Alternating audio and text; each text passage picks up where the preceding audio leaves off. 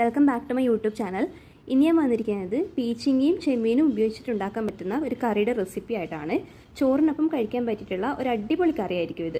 അപ്പോൾ നമുക്ക് വീഡിയോയിലോട്ട് പോവാം. ഈ കറി തയ്യാറാക്കാനായിട്ട് ഞാനിവിടെ 1/2 കിലോ ചെമ്മീൻ എടുത്ത് വെച്ചിട്ടുണ്ട്. ഇത് ഏകദേശം ഒരു 25 എണ്ണത്തോളം വരും. നല്ലതുപോലെ വൃത്തിയിൽ കഴുകിയെടുത്തിട്ടുള്ളതാണ്. ഈ ചെമ്മീനൊന്ന് വേവിച്ചെടുക്കാനായിട്ട് ഞാനിവിടെ ഒരു പാത്രം ഗ്യാസ് സ്റ്റൗവിൽ വെച്ചിട്ടുണ്ട്.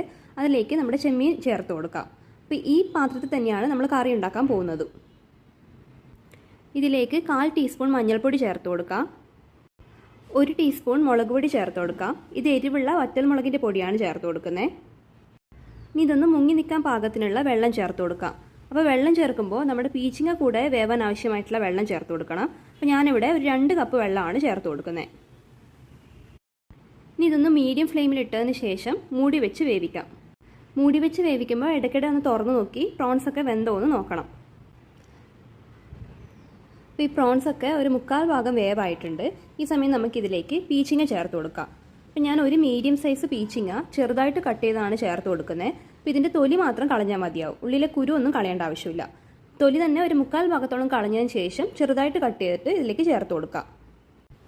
എല്ലാം കൂടെ ഒന്ന് മിക്സ് ചെയ്തതിന് ശേഷം ഇതൊന്ന് മൂടി വെച്ച് വേവിക്കാം. ഈ പീച്ചിങ്ങ ഒന്ന് വേവുന്ന നേരം കൊണ്ട് നമുക്കിതിലേക്ക് ആവശ്യമായിട്ടുള്ള അരവ് തയ്യാറാക്കാം. അതിനായിട്ട് ഇവിടെ ഒരു മിക്സിയുടെ ജാറിലേക്ക് ഒരു മീഡിയം സൈസ് തേങ്ങ മുഴുവനായിട്ട് ചിരവിയത് എടുക്കുന്നുണ്ട്. ഇത് ഏകദേശം ഒരു 2 കപ്പോളം ഉണ്ടാവും. ഇതിലേക്ക് ഒരു 1/4 ടീസ്പൂൺ മഞ്ഞൾപ്പൊടി ചേർത്ത് കൊടുക്കാം. 1/2 ടീസ്പൂൺ മുളക് പൊടി ചേർത്ത് കൊടുക്കാം. ഇതും എരിവുള്ള മുളക് പൊടി തന്നെയാണ് ചേർത്ത് കൊടുക്കുന്നത്. 1/4 ടീസ്പൂൺ ജീരകം കൂടെ ചേർത്ത് കൊടുക്കാം. ഇതിന് നല്ല പേസ്റ്റ് പോലെ അരച്ചെടുക്കണം. അപ്പോൾ ആദ്യം ഒട്ടും വെള്ളം ചേർക്കാതെ ഒന്ന് അരച്ചെടുക്കുക. പിന്നെ അല്പമായിട്ട് വെള്ളം ചേർത്ത് നല്ല പേസ്റ്റ് പോലെ അരച്ചെടുക്കണം. അപ്പോൾ ഞാൻ ഈ തേങ്ങ നല്ലതുപോലെ ഒന്ന് അരച്ചെടുത്തിട്ടുണ്ട്. ഇതിന് നമ്മുടെ കറിയിലേക്ക് ചേർത്ത് കൊടുക്കാം.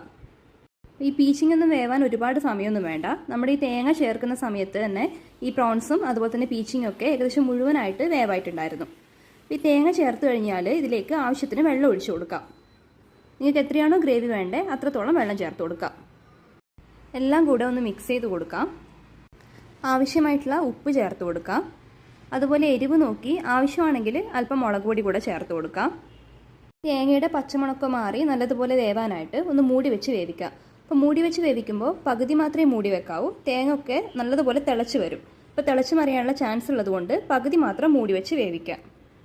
അപ്പോൾ ഇടയ്ക്കൊന്ന് തുറന്ന് നോക്കി തേങ്ങയുടെ ഒക്കെ പച്ചമണം മാറി ഒന്ന് ടേസ്റ്റ് ചെയ്ത് നോക്കാം.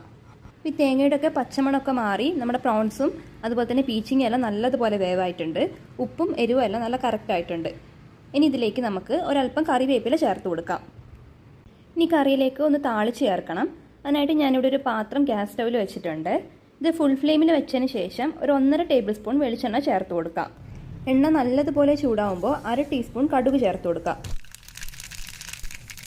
കടുകെല്ലാം പൊട്ടിക്കഴിഞ്ഞ ഉടനെ തന്നെ ഫ്ലെയിം ലോയാക്കി വെച്ചതിന് ശേഷം 2-3 വറ്റൽമുളക് ചേർത്ത് കൊടുക്കാം.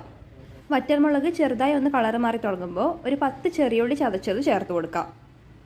ചെറിയുള്ളി ഒരു ഗോൾഡൻ ബ്രൗൺ കളറാവുന്ന സമയത്ത് കറിവേപ്പില ചേർത്ത് കൊടുക്കാം.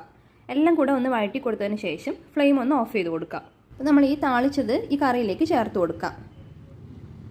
ഇതെല്ലാം കൂടെ ഒന്ന് മിക്സ് ചെയ്ത് കൊടുക്കാം. അപ്പോൾ നമ്മുടെ കറി ഇവിടെ തയ്യാറായിട്ടുണ്ട്. ഞാൻ ഫ്ലെയിം ഒന്ന് ഓഫ് ചെയ്ത് കൊടുക്കുന്നുണ്ട്. അപ്പോൾ നമുക്ക് ചോറിനൊപ്പം കഴിക്കാൻ പറ്റിയിട്ടുള്ള വളരെ ടേസ്റ്റി ആയിട്ടുള്ള ഈസി ആയിട്ടും തയ്യാറാക്കാൻ പറ്റുന്ന ഒരു കറിയാണിത്. എല്ലാവരും ഇതൊന്ന് ട്രൈ ചെയ്ത് നോക്കണം. എന്നിട്ട് വീഡിയോ ഇഷ്ടപ്പെടുവാണെങ്കിൽ ലൈക്ക് ചെയ്യാം.